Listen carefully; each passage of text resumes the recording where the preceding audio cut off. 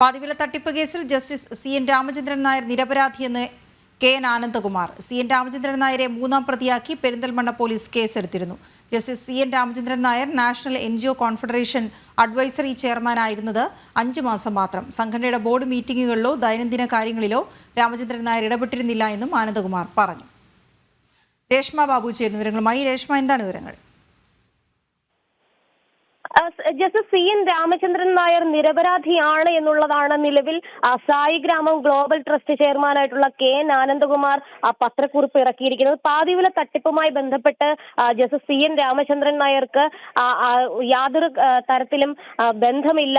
National NGO കോൺഫെഡറേഷന്റെ advisory ചെയർമാനായിട്ട് ഈ രാമചന്ദ്രൻ നായർ നിയമിതനായത് 2024 ഫെബ്രുവരിയിലായിരുന്നു. 5 മാസം കാലയളവിൽ മാത്രമാണ് അദ്ദേഹം ഉണ്ടായിരുന്നത്. ജൂലൈ 24-ന് രാമചന്ദ്രൻ നായർ രാജിക്കത്ത് നൽകുകയും ചെയ്തിരുന്നു. സംഘടനയുടെ, അതായത് ഈ നാഷണൽ NGO കോൺഫെഡറേഷൻ ട്രസ്റ്റിന്റെ ബോർഡ് മീറ്റിംഗുകളിലോ ദൈനംദിന കാര്യങ്ങളിലോ ഒരു ഘട്ടത്തിലും രാമചന്ദ്രൻ നായർ ഇടപെട്ടിരുന്നില്ല. നിലവിൽ നടക്കുന്ന വിഷയങ്ങളുമായി രാമചന്ദ്രൻ നായർക്ക് ബന്ധമില്ലെന്നുമാണ് ആനന്ദകുമാർ വിശദീകരിച്ചിരിക്കുന്നത്. നേരത്തെ ജസ്റ്റിസ് CN രാമചന്ദ്രൻ നായർക്കെതിരെ പോലീസ് ഈ പാതിവില തട്ടിപ്പുമായി ബന്ധപ്പെട്ട് കേസെടുക്കുകയും ചെയ്തിരുന്നു. പെരിന്തൽമണ്ണ പോലീസായിരുന്നു കേസ് എടുത്തിരുന്നത്. അതിനുശേഷം ജസ്റ്റിസ് CN രാമചന്ദ്രൻ നായർ മാധ്യമങ്ങളോടക്കം പ്രതികരിച്ചത് ആദ്യഘട്ടത്തിൽ അഡ്വൈസറി ചെയർമാനായിരുന്നു.